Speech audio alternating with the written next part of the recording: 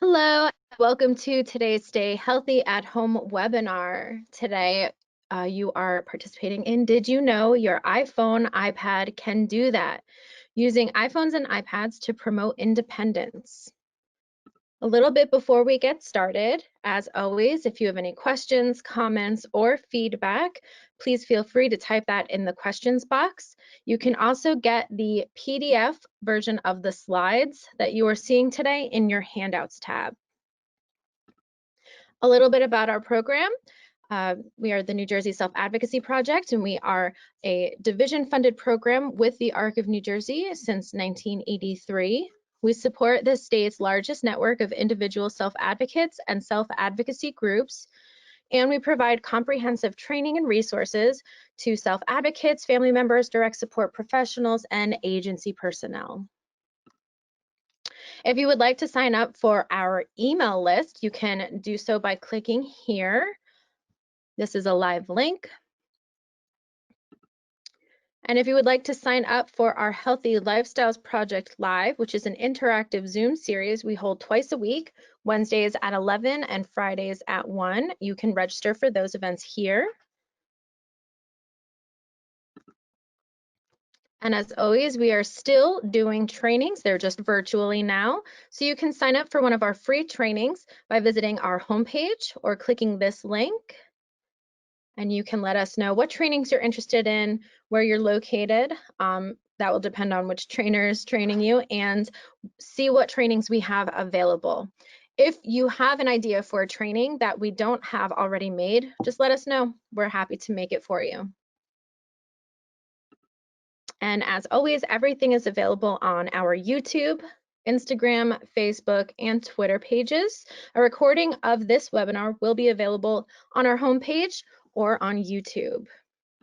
And with that, I'm going to introduce our speaker today.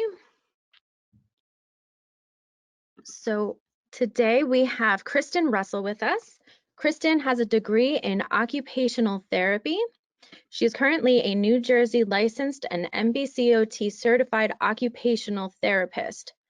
After working in traditional occupational therapy roles at the beginning of her career, she found a passion for assistive technology and focused in this specialty area.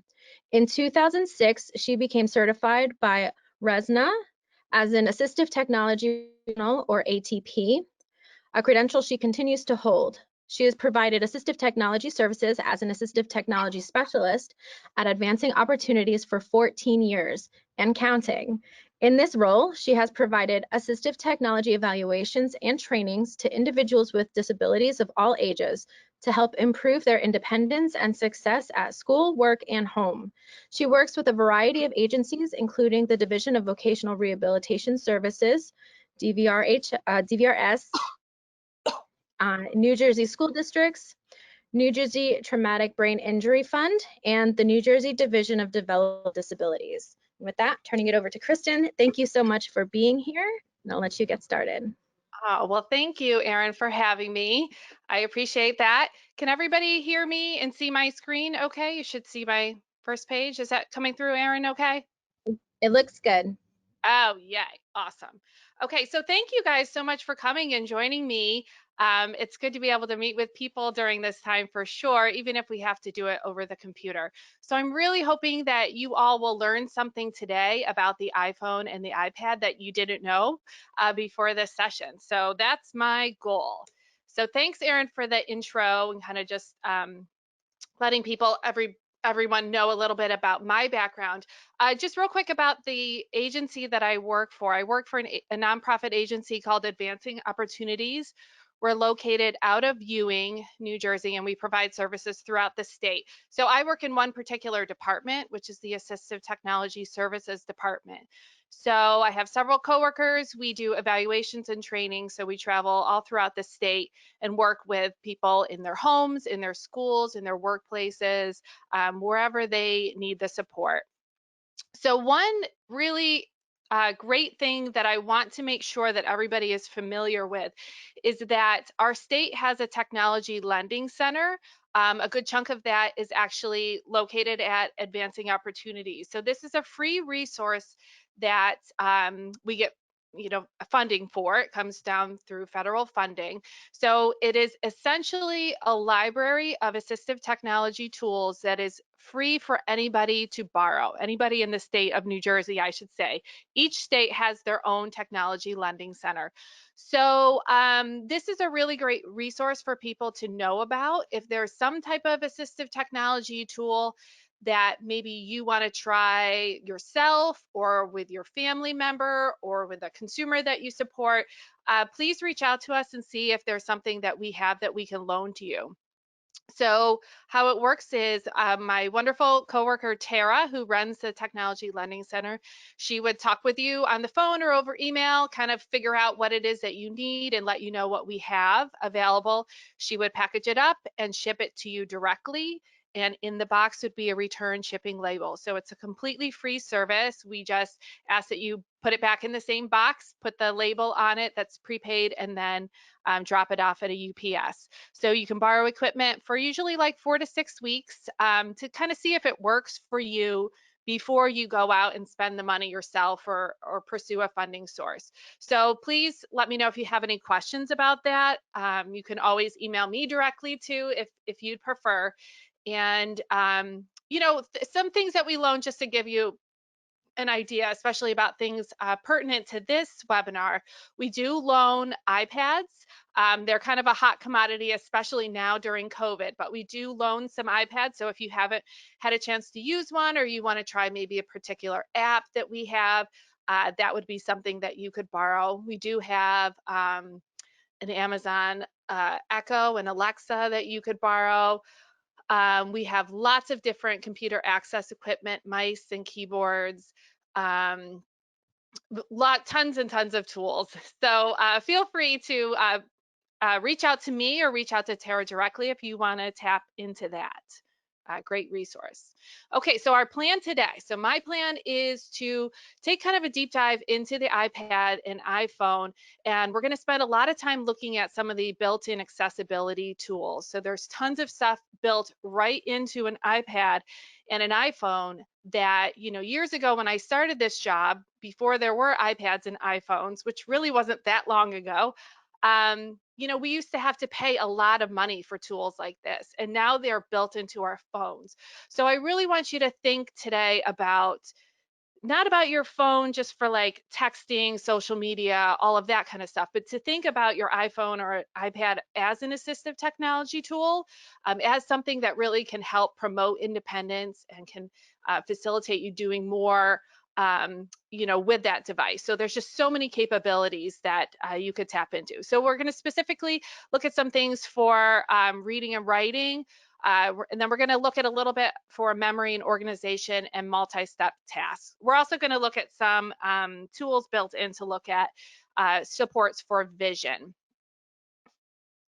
Okay, so I'm going to show you here in a minute. I have some videos saved on my computer that I'm going to access to kind of give you a look at what some of these tools look like. So this screen just kind of lists a bunch of the different accessibility tools that are available on an iPhone or an iPad. So I want to just talk real quick. I'm sure a lot of you have Androids, or your family members or your consumers have Android phones as well. So I chose specifically today to talk about iPhone and iPad tools because Android tools are a little bit more complicated, especially to show over a webcam or over a webinar, because all Android devices are not the same. Whereas like all Apple devices, they're very consistent. If you pick up somebody else's iPhone, you would be able to find all of the same things. So Android phones have a little bit of variability depending on, are they Samsung phones or Google Pixels or whatever they are. So Apple products do tend to be a little bit more popular in the field of assistive technology, partially I think because of that continuity, but also because there's just so many accessibility tools built right in, and there's more apps created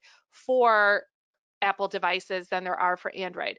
That being said, a lot of the things that I'm going to show you today you can also do on an Android. It just might be in a different way. So if there's something that I'm talking about that you want to try to do on an Android, first of all, feel free to send me an email after, and I can help guide you in that direction. But also you could just do a quick Google search and say how to make text larger on an Android, for example. So you'll be able to find that information pretty easily. So everything that I'm going through here, especially in the beginning, is in these accessibility settings. So actually, I'm going to show you a quick video here. I want you to be comfortable going into the accessibility settings. So let me back up my video here. So I'm going into the settings app. I'm guessing a lot of you are familiar with that. If you're not, it's at the very bottom of my screen here. So I think it might be a little difficult to see, but it's a gray icon and it looks like a gear. So I'm tapping on that app. And then on the left side of the screen, I'm scrolling down. I'm going to scroll down even a little bit more than I am here. And I went into accessibility. So you'll see the icon. It's a blue icon with a little stick figure guy. So once you tap on that, on the right side of your screen, you're going to see all of your different accessibility features. And these are broken down into different sections. So there's vision, there's physical and motor. If I scroll down here a little bit, there's some hearing ones, and then there's some general ones. Okay, so this is always a great place to look, especially after your iPhone updates. Okay, so when your phone updates, there's probably a few new things in here. It's always like one of my favorite things to do right after an update is kind of see like what new things has Apple given us now. So under that vision part, if you go into your settings and then accessibility, um, and that first group that has vision, one of the most common things that people find beneficial is to alter their text size. Okay, so you see this picture over on the left of the screen is a screenshot of what the settings look like, and the second one there is larger text. So if I go ahead and I were to tap on that, you would see what is in the second picture here. And all you have to do to turn this on is tap that little button there and it turns green. And then you have the slider bar at the bottom, so you're able to adjust the size of the screen really easily. So this is helpful for somebody with a visual impairment. Obviously, anybody that has low vision, is going to do better with larger text. But even, age-related vision, this is really helpful for. And then sometimes it's just a little bit more clear to people, using especially an iPhone. It can be a little bit easier if the text is bigger. Now, it's important to mention that if you do adjust the text size here, it doesn't necessarily adjust the text size everywhere on your phone. It's really going to generally work in like the Apple apps. Okay, so you're not going to see the bigger text size everywhere, but it's worth just turning on this feature and getting it as many places as possible. Feel free, you can always, after the webinar, tinker around in these settings a little bit. But the other one that I use the most is called Smart Invert. So that's down here towards the bottom. And again, you just click on the button and it looks like you see this black picture on the right side of my screen. What that does is it inverts the colors of the screen. So it makes the background black and the text white. And for some people, this is a little bit easier for them to see. So this is helpful for some people with low vision find this contrast helpful, but also I've used this a lot with people who have, had some concussions or a brain injury where their eyes are sensitive to the light. So some people just find this easier to use. So that's such an easy thing to turn on that it's worth me mentioning today. So those are a couple of things about displaying the text size. A lot of times people are going to be looking things up on their iPhone or their iPad in the Safari app. So the Safari app is the web browser app that's on iPads and iPhones. And I'm going to show you here in a video a second how to adjust the text size right in the Safari app. So there's a couple of great ways that you can do that. So, and here on the handout, I think is really kind of handy. I tried to give you some built-in direction. So if you reference this later on down the line, hopefully you'll be able to use this as a little cheat sheet. So let me get out of here. Okay, so I'm going into the Safari app. Okay, and here's just some random article, right? Okay, it's an article about dog training. So what I'm doing here to adjust the text is you'll see up on the address bar where you type in the website, you'll see two A's, a little a and a big A. If you tap on that, you will see on this top row here a smaller a and a larger a. So you'll see me when I unpause this video, when I tap the smaller a, my text size will get smaller on the page. And when I tap the bigger A, it's going to get bigger. Very easy to use. And I can see right now I'm on 150%, so I'm already a little bit bigger than standard. So there I'm making my text size smaller. And now I'm going to make it bigger. And you can make it pretty big. This is pretty big text on the screen. Okay, so that's a real quick and easy way to do that. So another thing that I want you to know is hidden in this little AA symbol here, is there's a show reader view. Okay, so this does not work on every single web page. Sometimes you're going to see this is grayed out. But what this is going to do, and you'll see in a minute, is it will simplify the web page. So for example, let's say that the person using the iPad is very distracted by the ads and maybe wants to like tap on the ads and gets off track of what you're trying to have them do. So when I click on this button, it's going to trim away all the junk on the web page, and I'm just going to see the text and the pictures. Okay, so I'll show you how that looks. So I tapped show reader view, and it real quick just adjusts it, and see how nice and clean this is? Just the text and the pictures. No ads cluttering it up or distracting me. I can even change the text size right on in this view. So I just made it a bigger text size. So very easy to use, really helpful for a lot of different people. Okay, back in my presentation here. Okay, another vision setting is the magnifier tool. So this is really, really cool. This will turn your iPhone or your iPad into an actual magnifying glass. It's really awesome. So the directions to get to this, you're going to go in that settings app and you're going to go into accessibility and then look for magnifiers. And I'm going to show you how that looks. So this is also great for someone with a visual impairment, somebody who maybe gets mail that is really hard to read because the text is too small. So I'm going to show you there's a little bit of setup with this. So first we go into the settings, just like I showed you before. We tap on accessibility and then on, oops, let me go back a second. Oh, going too fast. I'm going to choose the third item down. That's the magnifier. Okay, and then you just click on this little button to turn it green. Mine was already on here.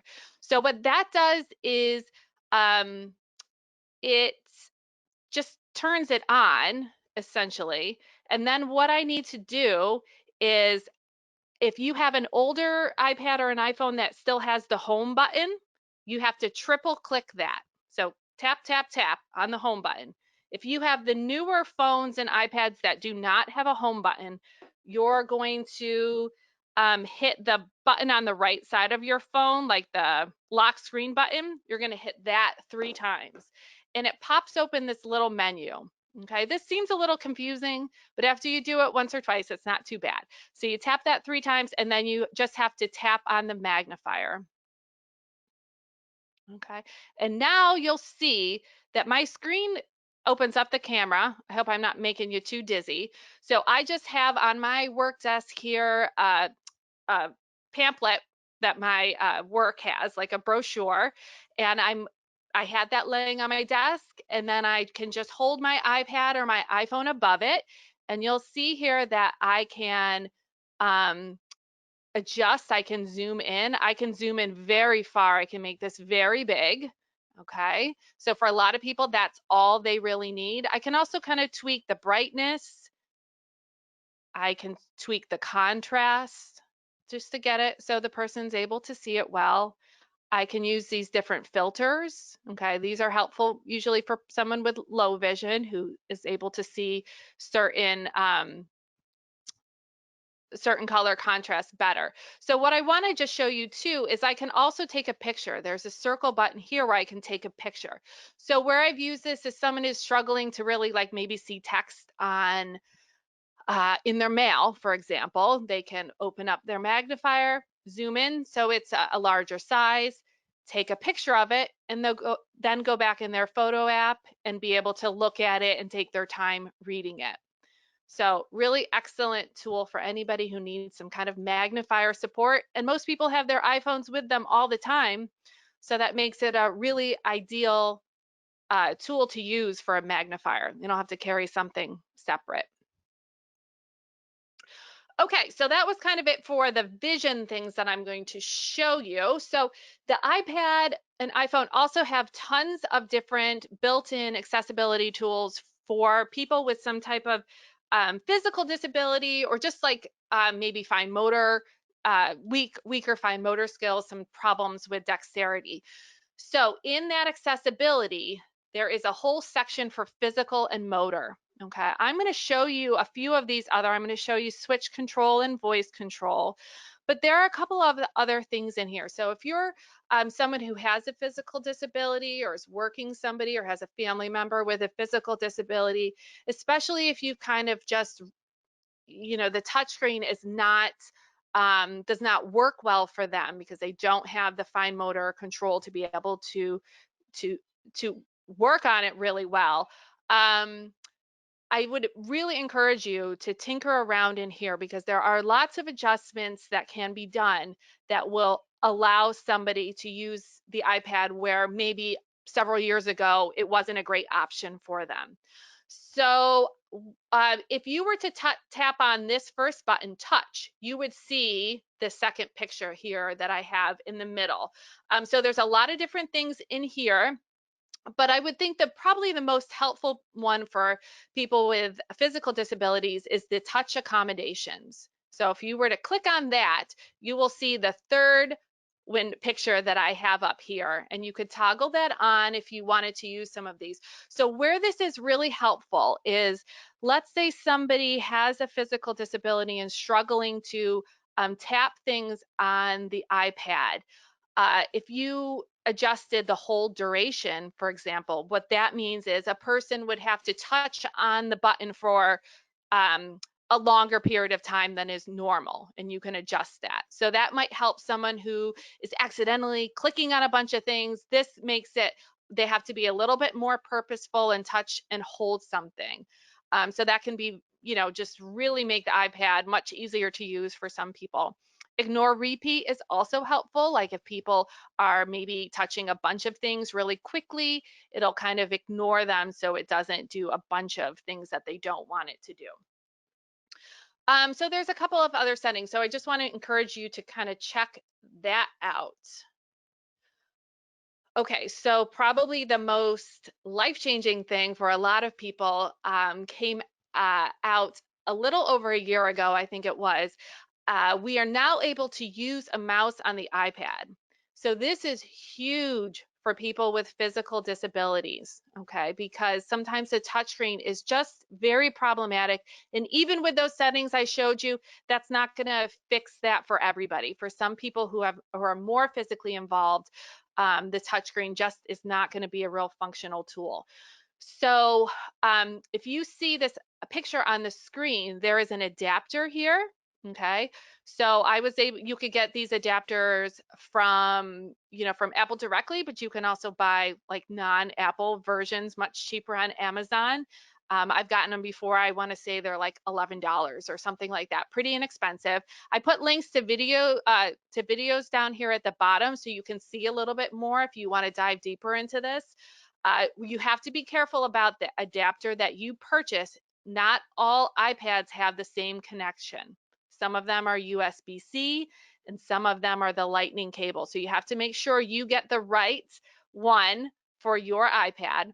And then on the other side, like this part of the adapter, just has a USB plug in it. So you see in this picture, this person just has a regular USB mouse plugged into the iPad. Okay, and then we have to change a few settings, and then the person will be able to click using the mouse. So where this is so life-changing is, let's say a couple weeks ago, I worked with somebody who's using a head mouse. So that person has a very particular piece of technology that would be able to plug into this, and he is able to move his head, and there's a little like reflective dot on his forehead. He moves his head around and it controls the mouse. So that gives him iPad access where before he could just use a computer. Okay, so that really opens up a lot of doors. So my point here is that any USB mouse, whether it's a traditional style mouse, a wireless mouse, a specialized trackball or joystick, whatever it is, if it can plug in USB, it should work. Okay, additionally, a Bluetooth mouse would also work. So I have a little video here. Just kind of showing a little bit about the setup here. So you guessed it, we're going into settings, accessibility. I'm scrolling down here and I'm tapping on touch. And now I'm going to tap on this assistive touch here. Right now it's off on my iPad. When I tap on it, I just need to toggle it on. Okay. And when I do that, you'll see that there's this little black square that shows up on my screen. Okay. There you go. I moved it around. And now you see that there is this circle. Okay. This circle, this black circle moving around is my mouse. I'm actually controlling this with a mouse plugged into my iPad. So you'll see I can just click my mouse just like you're used to on a computer. I can click that. Now, when I want to go home, I click on that little button and it pops open this menu. So all of these things, like, for example, um, uh, going into my notification settings, or I could go into my device and be able to adjust my volume right on the screen without having to press the buttons on the side of my iPad, which would be very difficult for somebody with a physical disability. So this really gives you really good access to the iPad with a mouse. So you'll see I'm just clicking on things. So that's one of my favorite things. I love to tell people about that, especially people who thought that iPads were off the table for them. So I'd love to I love to show that during webinars. That's exciting for me. Okay, so after mouse access comes switch control. So I'm sure some of you are familiar with switches. This might be a newer thing for some people. So for someone who has a very significant physical disability, who maybe isn't able to use a traditional mouse, or even a more specialized mouse like a trackball or a joystick or a head mouse, some people need to use switches. So basically, I've showed you pictures of 3 little different kinds of switches. They're just little buttons, essentially, that come in all different shapes and sizes. And they connect. The switch connects to some type of a switch interface. So this is what I've showed you on the bottom right-hand corner of the screen, this like white and yellowish orange buttons. That's an example of that one in particular is called a Bluetooth switch interface. So we just need some way to connect the switch to the iPad. So that's what the switch interface is for. I actually have a picture of this. This is my iPad. I have a hook plus switch interface that plugs into my iPad. And then I have just a simple Jelly Bean switch here that plugs into my switch interface. So I'm going to show you then how the person uses the computer. So basically, they need to be, oh, I went a slide too far, but I'll fix that in a minute. This is definitely a little bit more involved. So if somebody was going to go this route, it would be very helpful for them to have support of somebody who is familiar with this. So to set that up, I go into accessibility yet again. In this physical and motor, oops, I'm just going to back up so I can show you it. Oh, not fast enough. In this physical and motor section, I have switch control. I tap that. And then I need to tap switch control on. And there's all sorts of other settings here that may be necessary for the person, but for today, I'm not going to go do too much into that. So now what's going to happen on my screen is that you'll see this box and it's going to it's going to scan different rows of my icons, okay? And then when it gets on the row that I want, the person would hit their switch. So that's what I'm doing behind the scenes here. So you can see at the very bottom of the screen, I just opened up my Safari web browser and it's scanning different things on the screen, and I'm hitting my back browser button, okay? And I'll show you in a minute. I'm going to hit my forward browser button, but I could really access most of the stuff on this page with voice, okay? So that's just a real quick little taste. Switch scanning is a little bit more involved, but it is a great option for someone who doesn't have any other great option for accessing the device. And you can really do so much. And that's an example where Apple has really stepped up and put a lot of controls for that right into the device. We don't need a special, specialized software program to be able to do that. So that really opens up the doors to people who need to use a switch to be able to do a lot on the iPad. Also, I would say about a year ago, Apple introduced their new voice control. This is really cool. I'm have dabbled with this with a few of my consumers, but I haven't had anyone go too in depth with it yet. So I'm excited. Hopefully I'll be able to do that soon. But if anybody is familiar with Dragon Naturally Speaking, which is a Windows computer program that allows people to dictate into their computer and kind of control their computer by voice. This is kind of like the Apple equivalent, I would say, of that. So once that's turned on, and that again is just in the accessibility settings, a person is able to do a ton of stuff. Like I would say most things on the iPad or on the iPhone with their voice without touching the screen.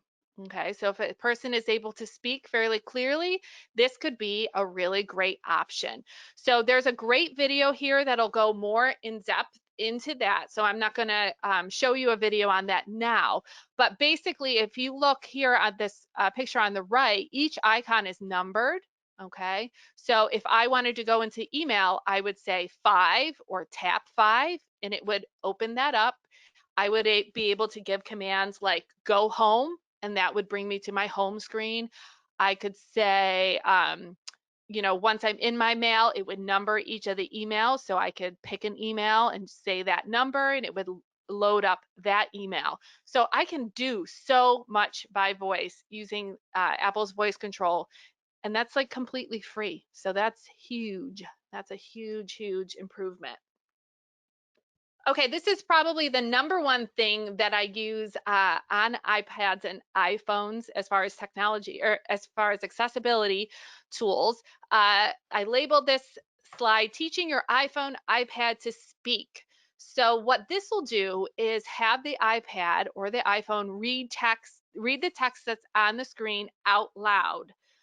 So this is great for somebody who is not a very good reader, who really struggles with that. Maybe they have a learning disability or just part of their cognitive skills that, reading isn't a strength for them. So this could be used, for example, to read emails, text messages, web page, all of those kinds of things that could be barriers to using the iPad or the iPhone. So I have a video for this to show you how to turn this on. Oops.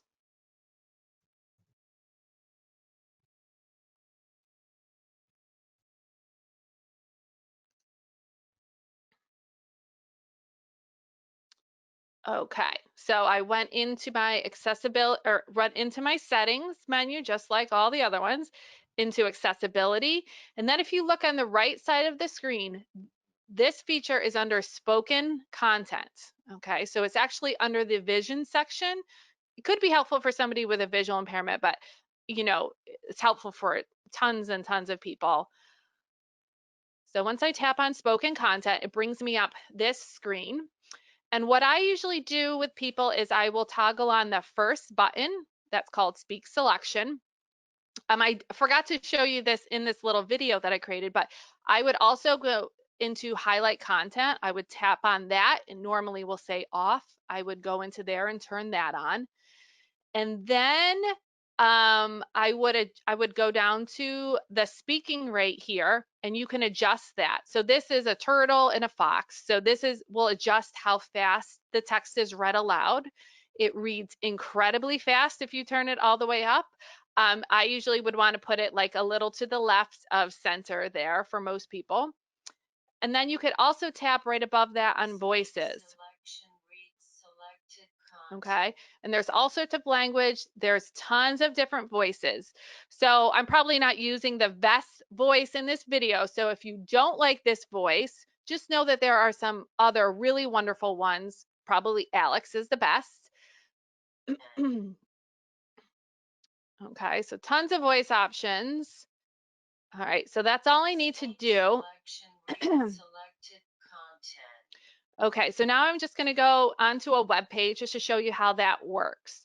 So what I need to do is select the text. So I just touch that on the screen.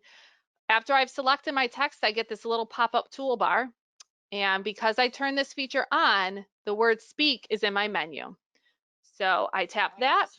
Throughout all of the world's oceans, communicating with complex and mysterious sounds. Okay, so now that sound wasn't so great. That I have it probably a little too slow, that it makes it a little bit more difficult to read.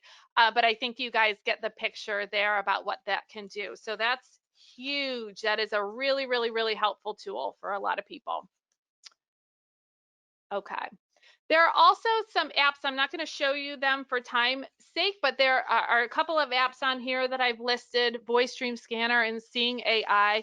These are great apps that allow people to take a picture of text, like paper-based text, like mail, a form, something like that, and have it read aloud. So the Seeing AI one is free, so that might be a good run if that's something you need to explore more. Okay. As far as tools for writing, I think a lot of you know how to dictate text on an iPhone or an iPad. Just in case, if not, I show you on here. If you just open up your keyboard, um, really within any app on the iPhone, your control is going to be down here on on an iPhone, it'll be down in the right corner. On the iPad, it'll be to the left of your space bar. You just tap that, say what you want to type, and then tap again to turn it off. So obviously you need to speak pretty clearly to have it dictated correctly. But what I usually like to do for people who are using this is make sure that they know the tool we just talked about a couple of minutes ago, the speak selection tool, so they can first dictate their text out, then they can select the text and have it read back to them out loud to make sure that it's typed correctly, that it says what they want it to say. Okay, another writing support that is really helpful. I'm sure a lot of you are already familiar with how the iPad will predict words that you're trying to type. One additional thing that it can do in the accessibility settings, and I kind of listed how you get there, is you can turn on characters and speak words. So what these features will do is when somebody presses a button on the keyboard, it'll say that letter aloud. Okay, that's the character setting. And then when I hit the space bar at the end of the word, it'll read that word right out loud to me. So that's really good instant feedback. So the person types in morning, their iPad says morning, they know they have it right and can move on to the next word. So this is really great for people who struggle with writing. Maybe spelling is a barrier. Maybe they're not very confident in their spelling, but they can do some of it. This would be just a good extra reassurance to them that they're on the right track and they have down what they wanted.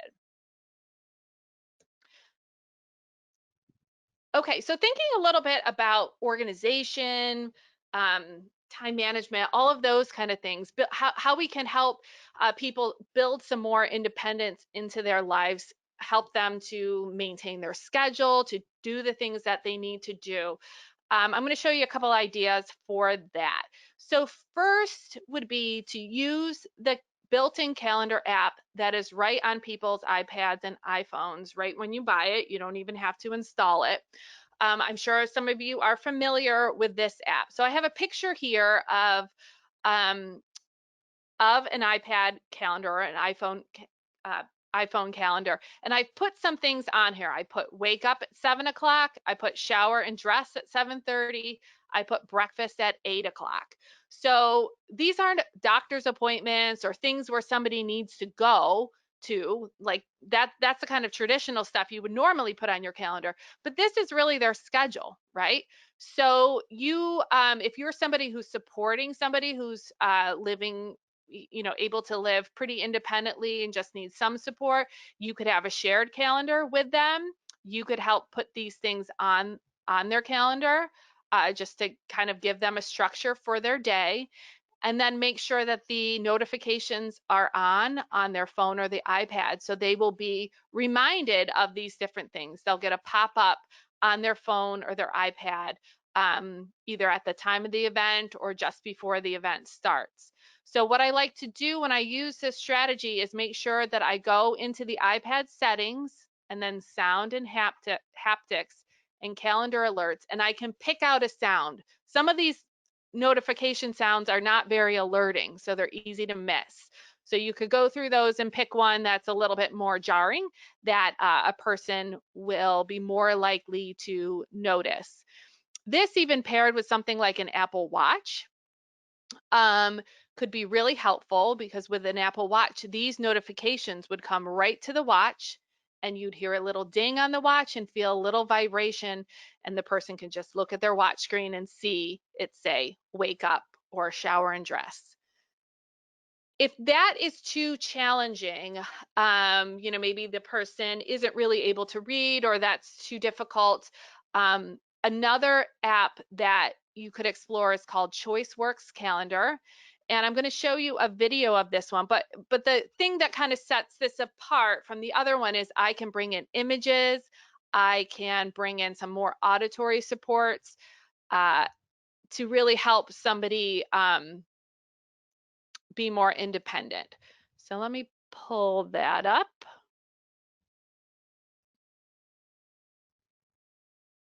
Okay, so I'm going to pull up this ChoiceWorks app. Okay, so this is kind of what it would look like. And for a lot of people, this maybe is familiar to an activity schedule that they've used in school before. So what somebody can do is there's a little play button here. If you tap on the play button up here, it will tell you kind of what's happening during your day. It'll list everything. Wake up, eat breakfast, feed pets. Wake up. Okay, so let me pause that a second. So it said, when I hit this play button, you probably couldn't hear that too well. It says, wake up. It said, my schedule, wake up, eat breakfast, feed pets.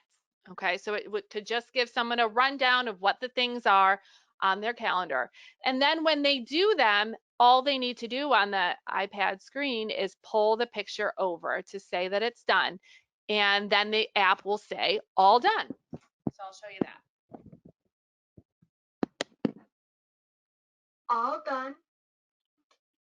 Eat breakfast. Eat breakfast. All done.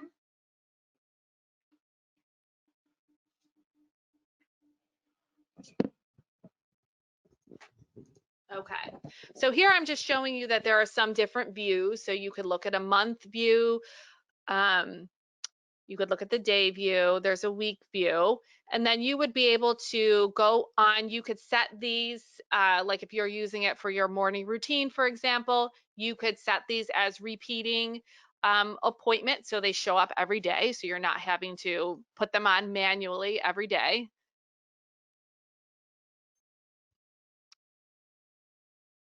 Okay, so I'm just showing you here how you would add something in. So it's pretty easy. You just tap on the image. You could search for an image. You could also import your own image. So if you want to show what your kitchen looks like or what that person's kitchen looks like, because that might be a little bit more meaningful for them. You can do that. You can specify the time. You can make it repeating.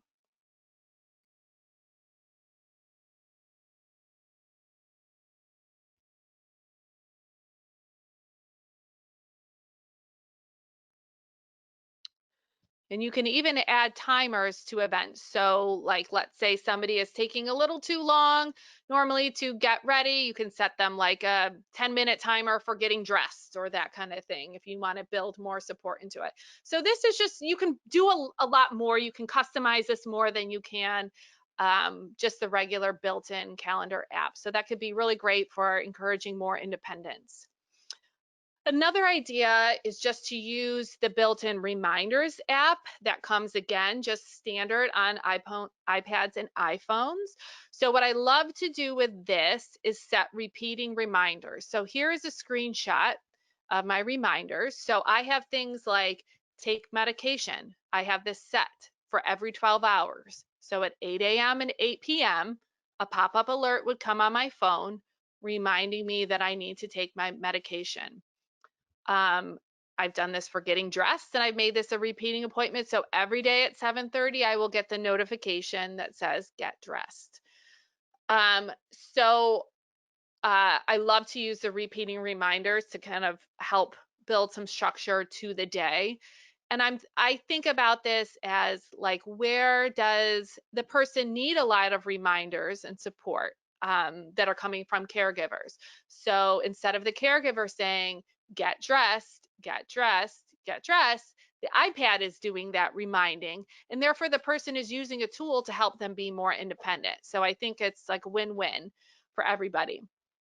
Now, if this I just want to say a little aside, this is not iPhone or iPad, but if you happen to have an Amazon Echo device and Alexa, you could use that device for reminders.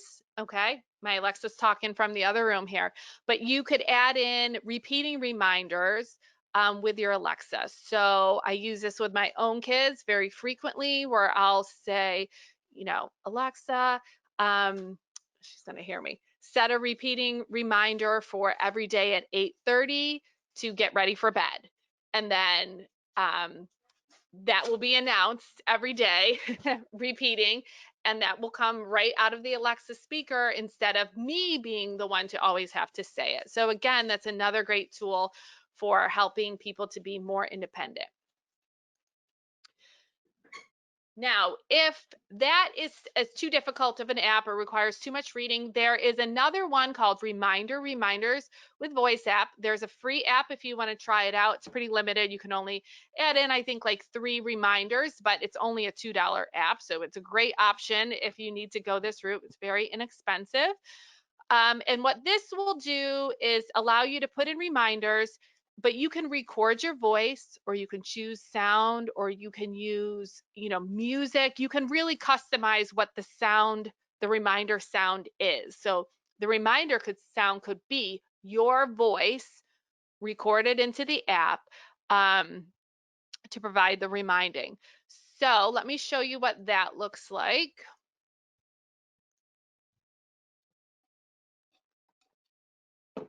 Okay. So I'm going to open up the app. It kind of looks like a blue calendar app here. Okay. And at the bottom of the screen, there's 3 buttons. There's days, reminders, calendar. So there's different ways that you can kind of view these. So right now I'm on reminders. So I'll see a list of my reminders and I can easily turn them on and off. Okay. If I, you know, maybe one day we don't need to walk the dogs, I can turn that off. Okay, so then I can go to different days, and these can be repeating. I just put them on for tomorrow, but you see it's a very clean checklist type of thing. So there's an image and some text and the time. The images, I just use their stock images, but you can take a picture. So if you wanted to take a picture of your actual dog, you could absolutely do that. When the person does them, they can check them off. That's always fun. Okay, and then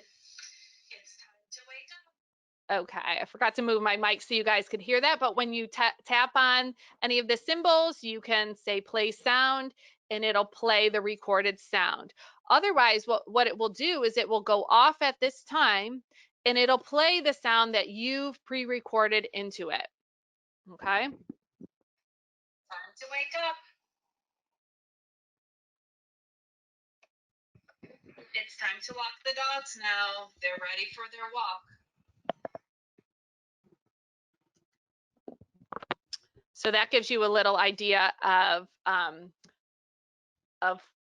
that you can build in, and you could say even more than that. So you could say, for example, give more instructions, maybe some more verbal cues, like it's time to take the dog for a walk. Make sure you get out the leash and put them on the leash, and make sure you bring some bags to clean up or something along those lines. So you can build in more support that way.